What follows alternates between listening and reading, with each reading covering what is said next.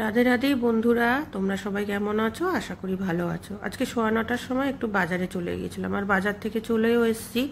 কালকে একাদশী গেছে তো, যার জন্য ঠাকুরের ফুল ফল যা ছিল মোটামুটি ফুরিয়ে গেছে। সেই জন্য আরও বাজারে গেলাম, এগুলো আনতে হবে। আর আলুটাও ছিল না ঘরে, আলুটাও একটু নিয়ে এলাম। তাই সকাল সকাল না বাজারে চলে গিয়েছিলাম। এরপরে রোদ উঠলে না মানে প্রচণ্ড গরম লাগে, আর যেতেও ইচ্ছা করে না। একদম ভোরবেলায় চলে গেছি। এই জন্য ভোরবেলা নয়, 9টা নাগাদ একটুখানি কাটোয়ার নোটে শাক নিয়ে এসেছিলাম। ওই শাক নিয়ে এসেছি, টমেটো নিয়ে এসেছি, আর আলু বেশি করে নিয়ে এসেছি। 3 কিলো আলু এনেছি, আর 1 কিলো এনেছি চন্দ্রমুখী আলু। ওই ভাতে খাওয়ার জন্য চন্দ্রমুখী আলুটা নিয়ে এসেছি। আর আম নিয়ে এসেছি।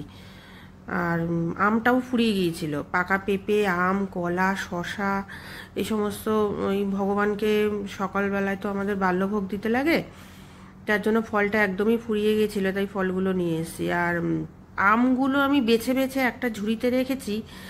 ওরা কি করে, আমগুলোকে টপাটপ ওজন বেশি হয়ে গেছে বলে ভালো শক্ত আমগুলোকে নাবিয়ে দিয়ে সেই ট্যাবড়ানো একটা আম ঠিক দেবেই, 2-3টে পড়বেই। 2 কিলো আমের মধ্যে 3খানা ট্যাবড়ানো আম পেয়েছি। আর একটু তালশাঁস নিয়ে এসেছি। এবছরে প্রথম এলো তালশাঁসটা, তা ভগবানকে আজকে দেব। এখনো পুজো দেওয়া হয়নি, স্নান টান করে পুজো দেবো। ফলগুলো সব গুছিয়ে রাখলাম, স্নানটা করে এসে তারপরে সব ধুয়ে টুয়ে আর কি পুজোতে বসবো আর কি। এই জন্য সব গুছিয়েও রাখলাম, আর ধোয়া হয়ে গেছে। স্নান করে ফলগুলো সব ধুয়ে রেখেছি। আর এই যে এখানে ফুলটা রয়েছে, আর বাদ বাকি কাজ পরে করব। আর এই তুলসী গাছটা দেখো কত সুন্দর হয়েছে। আমি না দানা ফেলেছিলাম, সেই দানা থেকে আরও ছোট ছোট গাছ বেরিয়েছে। খুব আমি বললাম না, আমার হাতে গাছ ভীষণ ভালো হয়।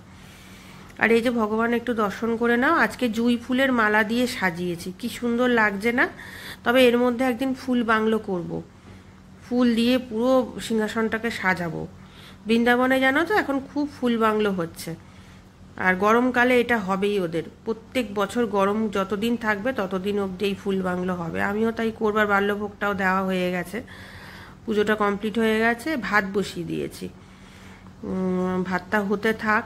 আর একটু আলু ভাজা করব, আলু ভাজা, তারপরে কাঁকরোল ভাজা, আর সব রান্না বান্না করব। সমস্ত কিছু একেবারে গুছিয়ে নিয়েছি। গুছিয়ে নিয়ে বসলে কি হয়, তাড়াতাড়ি করে ফটাফট রান্না হয়ে যায়। শাকটা আজকে করব না, যেহেতু শাকটা আজকে বাজার থেকে কিনে নিয়ে এসে, সেজন্য আজকে করব না, শাকটা করব কালকে।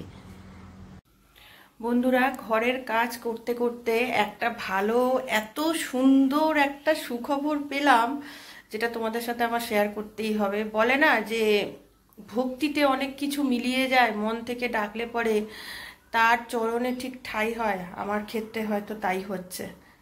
এগুলো বলাটা ঠিক উচিত হবে কিনা আমি জানি না, তবে আমি যে রাধা মাধবের কৃপা পাচ্ছি সেটা আমি বেশ বুঝতে পারছি। বাজার করে এসেছিলাম, এসে স্নান টান করে পুজো টুজো দিয়ে আমি সবজি টবজি সবে কেটেছি। তা আমি যখনই রান্না বান্না করি তখনই ইউটিউবের মধ্যে গীতা পাঠ, তারপরে গুরুদেবদের সব প্রভুজির কথা, এগুলো সব চালাই। হঠাৎ দেখলাম আমার হোয়াটসঅ্যাপে একটা মেসেজ এসছে। দেখে আমার মনটা এত আনন্দ হয়ে গেল, এত আনন্দ হয়ে গেল যে বন্ধু, তোমাদেরকে আমি বলে বোঝাতে পারবো না। অনেক দিন ধরে চেষ্টা করছিলাম, জানো তো।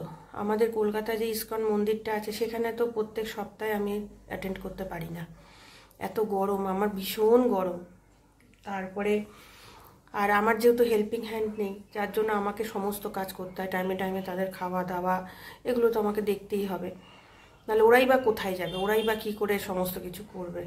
সেই জন্য না মনের ভেতর থেকে না একটা নিজেকে যেন কীরকম লাগছিল। আমি কি হারিয়ে যাচ্ছি, আমি কি পাচ্ছি না, আমি যেতে চাইছি অথচ ভগবানকে আমাকে কৃপা করছে না। দেখো আজকে ঠিক ধৈর্য ধরে চাইতে চাইতে প্রত্যেক দিন ঠাকুরের কাছে বলি, যেন আমি তোমার কৃপা পাই, তোমার চরণে যেন আমি থাকতে পারি। আর বলতে বলতে এখন কান্না পেয়ে যাচ্ছে। তারপরে যখন হোয়াটসঅ্যাপটা অন করলাম, আমি বৈশাখ মাসে যে বই নিয়েছিলাম মায়াপুর ইস্কন থেকে, ওখানকারই প্রভুজি হোয়াটসঅ্যাপের মধ্যে লিঙ্ক পাঠিয়ে দিয়েছে। উনি ক্লাস চালু করছে, অনলাইন ক্লাসটা, যারা যারা যোগ দিতে চায়। আর আমি তো বই নিয়েছিলাম, আমাকে তো চেনে। উনি লিঙ্ক পাঠিয়ে দিয়েছে। আজকে ক্লাস আছে 7টা 15 থেকে। মানে এইটা আমার কাছে, জানো তো, যখন প্রথম মা হয়েছিলাম তখন একটা অনুভূতি, মা হওয়ার অনুভূতি একটা মেয়ের কাছে, ঠিক সেরকম আর কি। ভগবানের কৃপা করছে, একটু ইমোশনাল হয়ে পড়ছি হয়তো। উনি কৃপা না করলে তো কিছু হয় না। মন প্রাণ দিয়ে ডাকতাম, কি করলে কি হবে, কোথায় যাব, কাকে বলবো। আমি বিভিন্ন জায়গায় শুনে দেখে ইস্কনে গিয়ে আমার এসছে, কিন্তু একটা তো প্রপার গুরু চাই।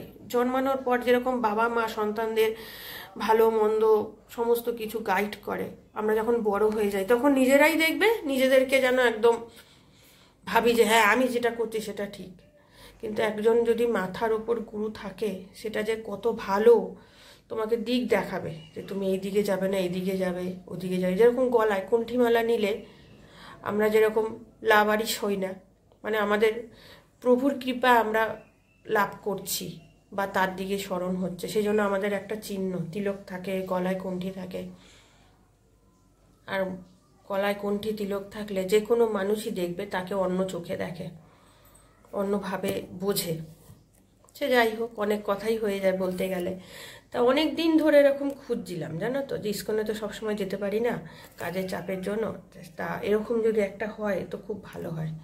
দেখো, বৈশাখ মাসে হয়েছে আর এটা জ্যৈষ্ঠ মাস পড়েছে, জ্যৈষ্ঠ মাসেই আমি পেয়ে গেলাম। যেন বলে মন থেকে, আমার বৃন্দাবনে যাওয়ার ভীষণ ইচ্ছা, খুবই ইচ্ছা। ওখানে থাকবো, কার্তিক মাসে দামোদর মাসটায় ওখানে থাকবো, দেখবো, ভগবানকে ডাকবো। কিন্তু কার সঙ্গে যাব? পিএল ঘোষ তো একদিনও ছুটি পায় না, এখন শনিবার করেও অফিস থাকে, মাঝে মাঝে রাত্রিরে বাড়িও আসতে পারে না, ডিউটি পড়ে। সেগুলো বলা যাবে না, আনঅফিসিয়াল ব্যাপার তো, ওগুলো বলতে নেই আমাদেরকে কি ডিউটি না ডিউটি, কোথায় যেতে হয়। ছেলে পড়াশোনা নিয়ে ব্যস্ত, ওর তো কলেজ সমস্ত কিছু আছে, ওর তো টিউশন কামাই করলে চলবে না। তাহলে আমি যাব কার সাথে? আস্তে আস্তে যেন আমাকে নিয়ে যাচ্ছে, আমি বুঝতে পারছি, জানো, আমি মানে উপলব্ধি করতে পারছি ভেতর থেকে। তা ওনার ছাড়া তো কিছু হবে না। গুরুদেবকে বলবো। আমি দীক্ষা নেইনি ওই কারণে, যে দীক্ষা নিলে হয়তো নিয়মকানুন মানতে পারবো না, যেহেতু আমাকে ওদের জন্য তো সমস্ত কিছু রান্নাবান্না করতে হয়। এই গুরুদেব আছে, গুরুদেবী পথ দেখাবে, ওনার কাছে সব জিজ্ঞাসা করে নেব। যদিও আমাকে বলেছেন দেওয়া যাবে, তবুও নিজের ভেতর থেকে তো কেমন লাগে, ওনার থেকে ভালো করে পারমিশন নেব। আস্তে আস্তে এগোচ্ছি, বুঝতে পারছি ভক্তির পথে। এটাই খুব ভালো লাগলো, তোমাদের সঙ্গে একটু শেয়ার করলাম। এই দেখো বন্ধুরা, ঝমঝমিয়ে নেমেছে বৃষ্টি, কি ভালো লাগছে। সে একটা গান আছে না, বৃষ্টি বৃষ্টি বৃষ্টি, সেই গানটা যেন এখন গলা ছেড়ে করতে ইচ্ছা করছে। ও কি ভালো লাগছে, কিন্তু একটা ঘুমোট একটা গরম আছে, কিন্তু গরমটা কিছুতেই যাচ্ছে না। আরে এই দিকে আসছে না, তোমাদের ব্যালকনির দিকে ঝাড়টা, দাঁড়ানো যায় না ব্যালকনিতে, বৃষ্টি হলো। আর বন্ধুরা, বৃষ্টির জল আসছে, জানলাটা খোলা ছিল তো ওই জন্য। দেখো এই জানলাটা আসছে, খুব জল আসছে, চারিদিক দিয়ে জল ছিটকাচ্ছে। আর আমার রান্না কিন্তু কমপ্লিট হয়ে গেছে। তাহলে আজকে তোমাদের সাথে রান্নাটা একটু দেখিয়ে দিচ্ছি, আর বোঝা যাচ্ছে না, রান্নাটা একটু দেখিয়ে দিই তোমাদেরকে কি কি রান্না করলাম। আজকে রান্না হয়েছে, এটা হচ্ছে মুগের ডাল, পেঁপে দিয়ে মুগের ডাল করেছি। আর এইটা করেছি হচ্ছে ভাজা, কাঁকরোল ভাজা আলু দিয়ে। এটা হচ্ছে ঝিঙে আলু পোস্ত, সব অল্প অল্প করে হয়েছে একবেলার। আর এইটা হচ্ছে কচুরমুখী বলে অনেকে, কচুর গাঁটি বলে, ওই দিয়ে টমেটো দিয়ে একটুখানি রান্না করেছে এটা।